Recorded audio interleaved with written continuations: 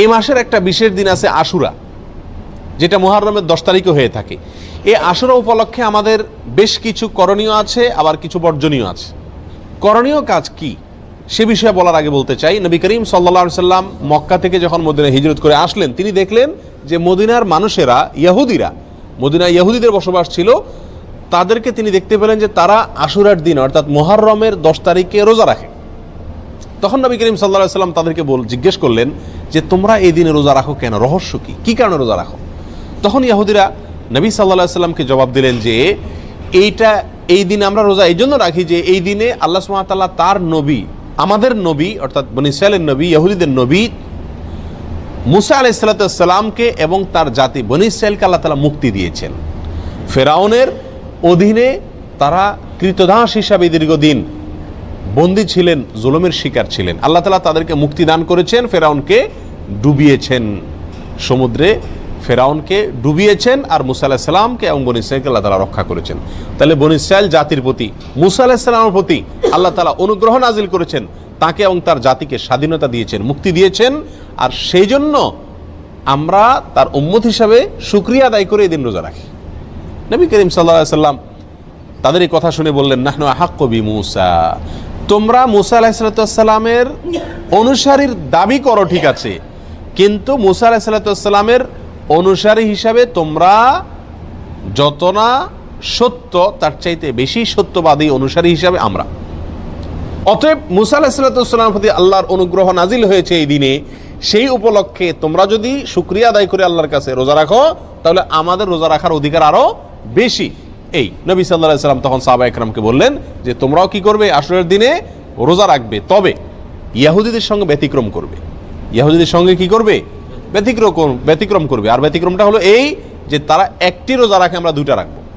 তারা রাখে শুধু আশুরার দিনে, আমরা রাখবো তার সাথে আরেকটা রোজা যোগ করে।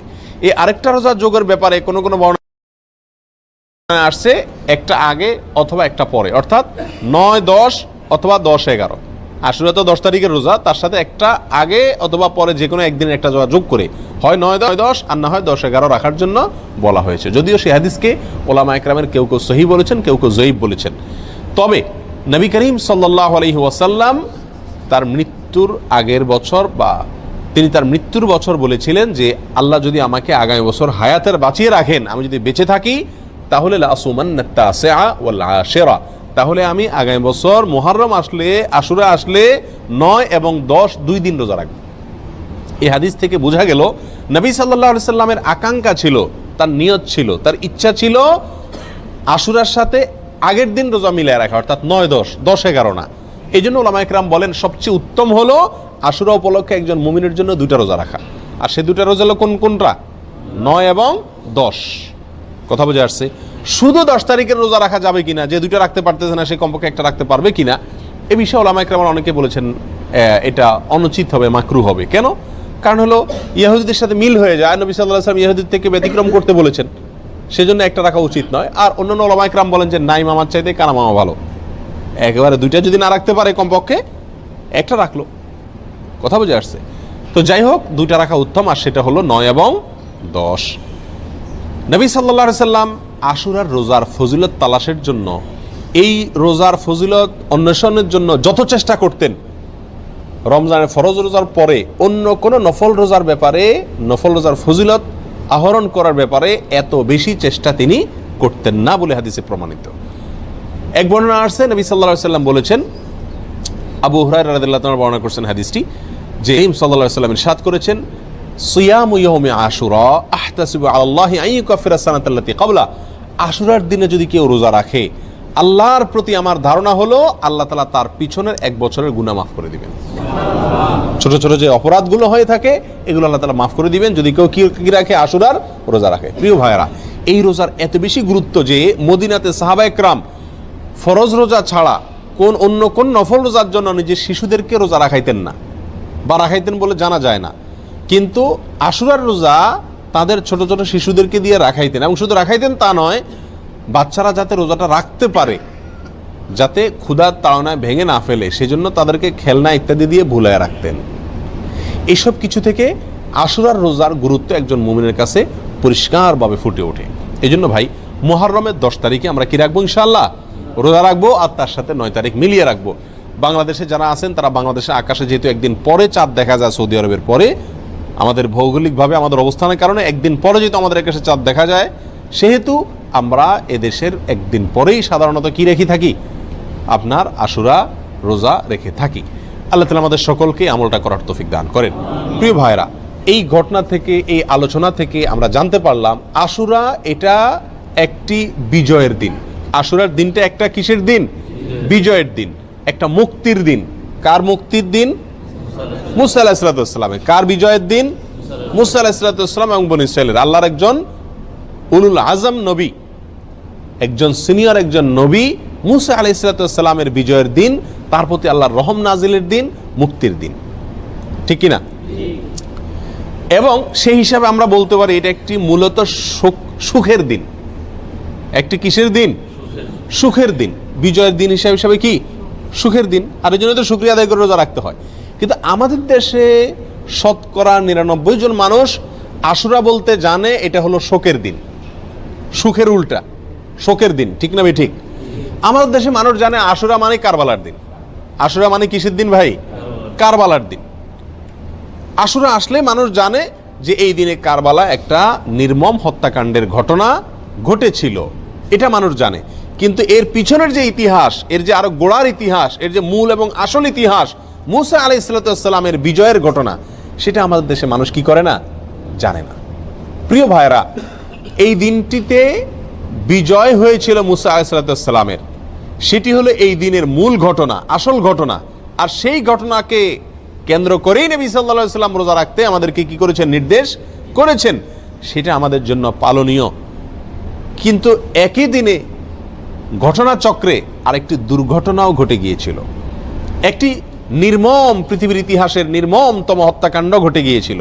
নবী সাল্লাল্লাহু আলাইহি ওয়াসাল্লামের অত্যন্ত প্রিয় দৌহিত্র হোসেন রাদিয়াল্লাহু তাআলা আনহুকে অত্যন্ত নির্মমভাবে হত্যা করা হয়েছিল কারবালায়।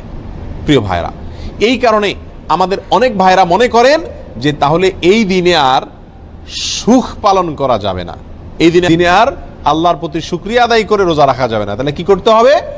শোক পালন করতে হবে। এই ঘটনাকে বোঝানোর জন্য একটা ছোট এক্সাম্পল, ছোট একটি উপমা দিয়ে থাকি। সেটা হলো, ধরুন 16 ডিসেম্বর আমাদের বিজয় দিবস। বাংলাদেশে মানুষকে আল্লাহ তাআলা বিজয় দান করেছেন 16 ডিসেম্বরে। 16 ডিসেম্বরের বিজয় দিবস মানে খুশির দিন, আনন্দের দিন, শুকরিয়া আদায় করার দিন।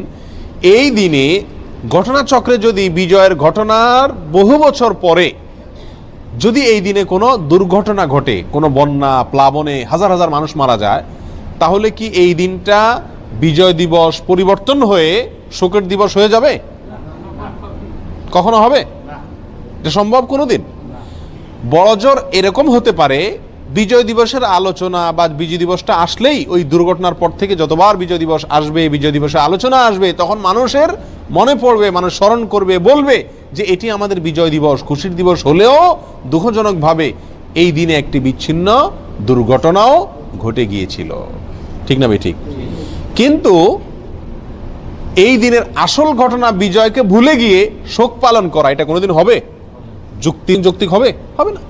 অতএব কারবালার যে ঘটনা ঘটেছিল সেটাও 10ই মুহররম ঘটেছিল, কিন্তু এই দিনে আসল যে ঘটনা ঘটেছে মুসা আলাইহিস সালামের বিজয়, সেটা কোনোদিন চাপা পড়ে যাওয়া এটা যুক্তিসঙ্গত নয়। বিধায় একজন মুমিন আশুরা আসলে সর্বপ্রথম তার মাথায় চলে যাবে কোন দিন? মুসা আলাইহিস সালামের বিজয়ের দিন। এরপরে পাশাপাশি একই দিনে যেহেতু আরেকটি নির্মম ঘটনা ঘটেছে সেটাও তার মনে আসতে পারে, এবং সে উপলক্ষে হোসেন রাদিয়াল্লাহু তাআলা আনহু সহ তার পরিবারের সদস্যরা যারা নির্মমভাবে নিহত হয়েছিলেন, হত্যা করা হয়েছিল, তাদের জন্য আল্লাহ সুবহানাহু ওয়া তাআলার কাছে দোয়া করতে পারেন। যারা হত্যায় জড়িত ছিল তাদেরকে আল্লাহ সুবহানাহু ওয়া তাআলা পৃথিবীর ইতিহাসের নিকৃষ্টতম সাজা যেন তাদেরকে দেন, সেজন্য আল্লাহর কাছে আরজি পেশ করতে পারেন। কিন্তু তাই বলে আপনি কি করতে পারেন না?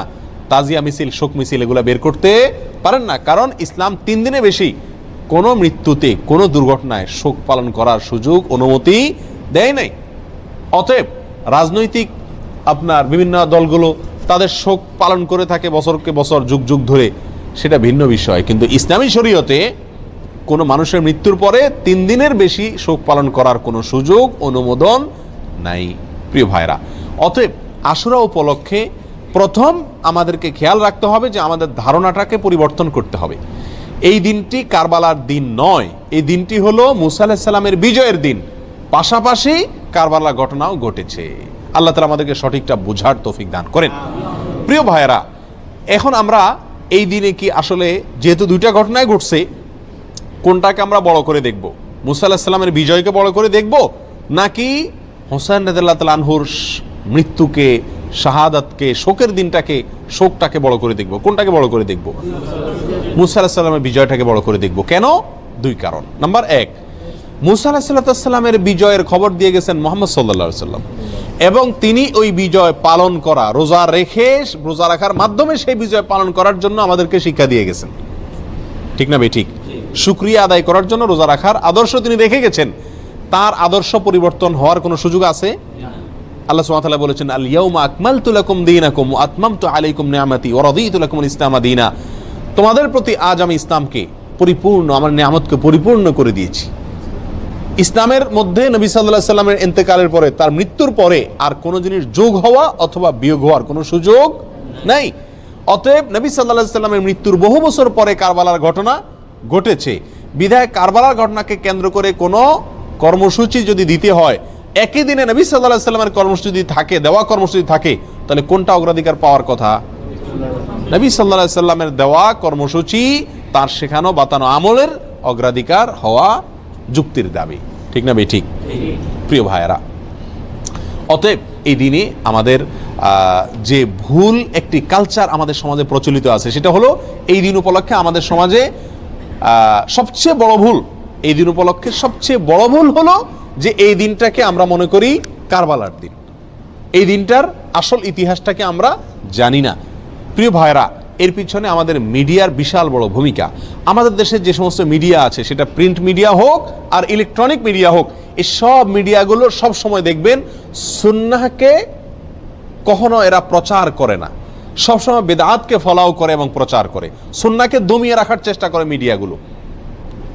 যেমন এই আশুরাকে কেন্দ্র করে আপনারা দেখবেন ঢাকা শহরের পুরান ঢাকায় মিরপুরে দুই একটা জায়গাতে 200, 150, 100 ছোট ছোট বাচ্চা পোলাপান, এরা তাজিয়া মিছিল মানে শোক মিছিল বের করে, কারবালার ঘটনাকে স্মরণ করে আশুরার দিনে শোক মিছিল বের করে। ওই মিছিলের ঘটনাকে, ওই মিছিলকে আপনার সারাদিন টেলিভিশন, রেডিও, পত্রপত্রিকায় ফলাও করে প্রকাশ করে, এবং ওই দিনের সংবাদের অন্যতম শিরোনাম থাকে সমস্ত মিডিয়াগুলোতে, আজ পবিত্র আশুরা।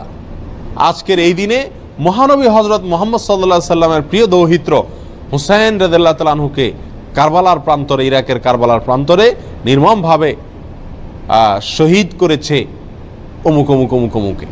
এখানে বলতে বলতে কোনো কোনো মিডিয়াতে, বিশেষ করে রেডিও চ্যানেলগুলোতে বিশিষ্ট সাহাবী, কোরআনের লেখক, ওহির লেখক মুআবিয়া রাদিয়াল্লাহু তাআলা আনহুকে অকথ্য ভাষায় গালিগালাজ করা হয়। কথা বুঝে আসছে? এবং সংবাদে আরো বলা হয় এই দিনটি উপলক্ষে রাজধানী ঢাকা সহ দেশের বিভিন্ন জায়গায় তাজিয়া মিছিল বের করা হয়েছে, অর্থাৎ শোক মিছিল বের করা হয়েছে। প্রিয় ভাইয়েরা, 150-200 লোকের 2-3টা মিছিল, এটা সারাদিন সংবাদে বলে। একই দিনে মহানবী হযরত মুহাম্মদ সাল্লাল্লাহু আলাইহি সাল্লামের সুন্নাহকে পালন করতে গিয়ে, নির্দেশকে পালন করতে গিয়ে সারা দেশে লক্ষ লক্ষ মানুষ নফল রোজা রেখেছেন, সেই কথা কিন্তু কোনো মিডিয়া কি করে না, বলে না। যার কারণে মানুষ ওই ভুলটা জানে, সঠিকটা জানে না, বেদাত জানে, সুন্নাহ জানে না, একটা জানে আরেকটা জানে না। ঠিক না ঠিক? প্রিয় ভাইরা, অতএব আমাদেরকে সঠিকটার প্রচার করতে হবে। এই জাতীয় বিষয়গুলোকে বেশি বেশি কি করতে হবে? প্রচার করতে হবে। আজ মিডিয়াতে যদি এই দিনের মূল ঘটনা যেটি হাদিসে বর্ণিত হয়েছে সেটি যদি আসতো, পাশাপাশি কারবালা ঘটনাও আসতো, তাহলে সেটা কি ছিল না? দোষণীয় ছিল না। আল্লাহ তাআলা আমাদের সকলকে আশুরা উপলক্ষে যে সমস্ত ভুল ধারণা আছে, ভ্রান্ত ধারণা আছে, সেগুলোকে সংশোধন করবার তৌফিক দান করুন। আল্লাহ তাআলা আমাদের সকলকে আশুরা উপলক্ষে একমাত্র আমল হলো নফল রোজা রাখা। আর আমাদের তাজিয়া মিছিল যারা করে, তারা চাঁদা রাদা উঠায় ওই দিন ভালো করে আরো খিচুড়ি খায়। যেদিন হাদিসে নফল রোজা রাখতে বলছে, কানাই বন্ধ করতে বলছে, তারা ওই দিন আরো বেশি কি খায়? খিচুড়ি খায়। ডেক বসায় দেখবেন মোড়ে মোড়ে, এবং খিচুড়ি পাকায়, বিতরণ করে খায়। প্রিয় ভাইরা, এই দিনটি নফল রোজার দিন, এই দিনটি মুসা আলাইহিস সালামের বিজয়ের দিন, পাশাপাশি একটি নির্মম ঘটনার দিন। কোনো মুমিনের জন্য এটা কষ্টের কারণ না হয়ে থাকতে পারে না। নবী সাল্লাল্লাহু আলাইহি সাল্লামের প্রিয় নাতিকে নির্মমভাবে হত্যা করা হয়েছে সপরিবারে, এই ঘটনায় ব্যথিত না হয়ে কোনো মুমিন থাকতে পারে না। অতএব আমরা সকলেই ব্যথিত